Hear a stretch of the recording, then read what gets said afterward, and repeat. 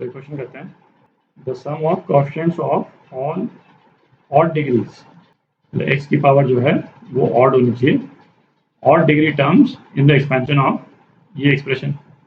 तो इस तरह के एक्सप्रेशन जो हैं वो कई अपन सॉल्व कर चुके हैं पहले, है ना। ये बेसिकली क्या है भाई, a plus B raise to power 5 plus a minus B raise to power 5, ठीक है। तो इस तरह के एक्सप्रेशन में भाई क्या होता था, जो इसमें तो सारे टर्म्स पॉजिटिव रहेंगे, 5c0 something plus 5c1 plus 5c2 5c3 5c4 और 5c5, ठीक है। इसमें बाकी मैं नहीं लिख रहा हूँ क्योंकि उसकी ज़रूरत नहीं है अभी अपने को, प्लस सारे पर। और जो सेकंड वाला जो है इसमें टर्म्स एग्जैक्टली सेम रहेंगी एक्सेप्ट कि जहाँ पे भी आर की वैल्यू ऑड है ना, वो वाली टर्म जो है नेगेटिव हो जाएंगी, है ना। ये माइनस हो जाएगी, ये माइनस हो जाएगी, ये माइनस टर्म, ये माइनस टर्म और ये लास्ट वाली माइनस टर्म, ठीक है।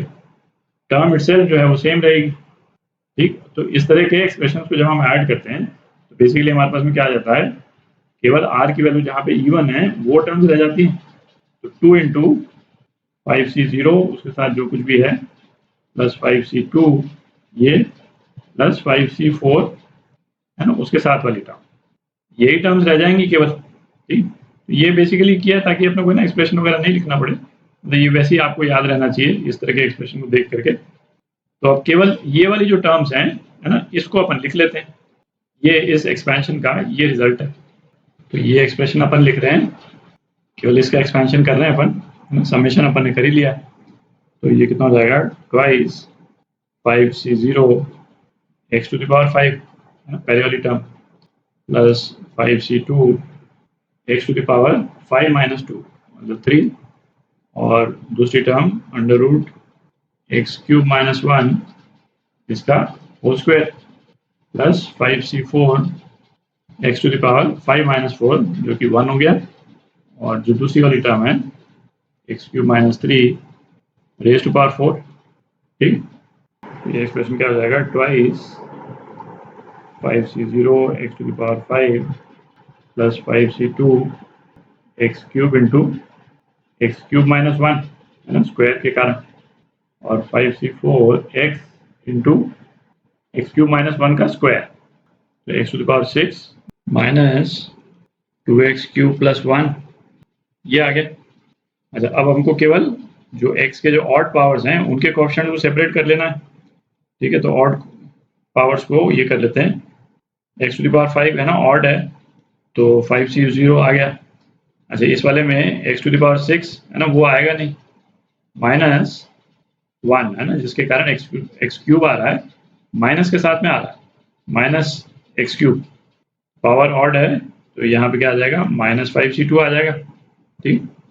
प्लस यहाँ पे x टू द पावर 7 है ना, प्लस के साथ में है, तो 5c4 आ गया, x इंटू एक्स क्यूब है ना, इवन पावर वो हमको चाहिए नहीं, और x इंटू 1 है ना जो कि ऑड पावर हो जाएगा, तो वो भी अपन ले लेंगे, तो प्लस 5c4, ठीक है। तो इसको आप सॉल्व कर लें, 1 माइनस 10 प्लस 5 ये कितना आ गया, 2 आ गया। तो ये आपका आंसर डी पार्ट। तो क्वेश्चन करते हैं, एक्सप्रेशन की वैल्यू निकालनी, तो इसमें है ये n इज इक्वल टू 21 से रिलेटेड जो टर्म्स हैं उसको सेपरेट कर लेते हैं। तो क्या है, एक्सप्रेशन क्या है, 21c1 plus 21c2 plus 21c3, और ये कहाँ तक जा रहा है, 21c10 तक ही जा रहा है, ठीक। तो टोटल नंबर ऑफ टर्म्स कितनी है, 10 है। अच्छा, माइनस 10c1 है ना, c1 से शुरू हो रहा है, प्लस 10c2 प्लस 10c3, और ये कहाँ तक जा रहा है, ये 10c10 तक जा रहा है, ठीक। जब इस तरह के टर्म की वैल्यू अपन निकाल चुके हैं, अपन ने, है ना, लास्ट n/2 टर्म्स, है ना, इस तरह के एक्सप्रेशन का सम जो है वो क्या होता है ये अपन कर चुके हैं एक वीडियो में। तो अपन ने बेसिकली क्या किया था भाई, इसका यदि टोटल सीरीज यदि मैं लिख दूँ 21c0 प्लस 21c1, और है ना आधे टर्म्स कहाँ खत्म हो जाएंगे इसके, 21c10 पे, ठीक है, और उसके बाद में 21c11, और यहाँ से लेकर 21c21, ठीक है। इसकी वैल्यू जो है वो क्या होती है, 2 रेज़ टू पावर 21 होती है, ठीक है।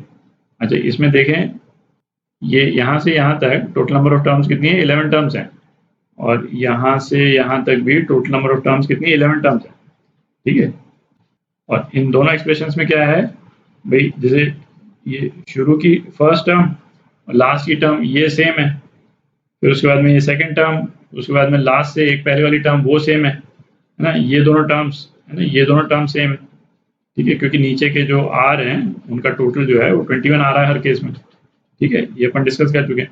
तो उसका नेट रिजल्ट क्या है कि ये दोनों साइड के जो टर्म्स हैं उनकी वैल्यू क्या हो जाएगी, यदि मैं केवल लेफ्ट साइड का मैं लिख दूं, क्योंकि ये दोनों एग्जैक्टली सेम है, ये दोनों ब्रैकेट्स वैल्यू में एग्जैक्टली सेम है, तो क्या हो जाएगा 21C0 से लेकर के 21C10 तक, ये क्या हो जाएगा 2⁻20 हो जाएगा।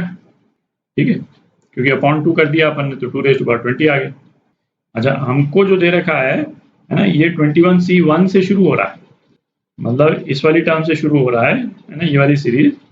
तो हम ऐसे करते हैं 21C0 ऐड कर देते हैं इसमें, तो ये एक्सप्रेशन जो है वो क्या हो जाएगा 21C0 से हम इसको 21C10 कर देते हैं। ठीक है, 21C0 क्या है, 1 है, तो 1 हमने ऐड कर दिया।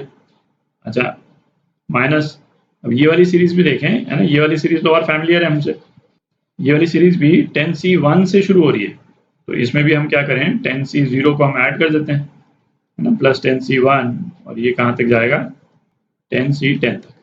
ठीक, हमने 1 ऐड किया, ये 1 और 1 माइनस भी कर दिया है ना, यहाँ पे माइनस साइन, तो ये कितना हो जाएगा, ये अभी हमने निकाला, लेफ्ट वाला जो टर्म का जो सम है वो कितना है 2⁻20, तो ये 2⁻20 हो गया, माइनस राइट वाला जो ब्रैकेट है ये क्या है 2⁻10।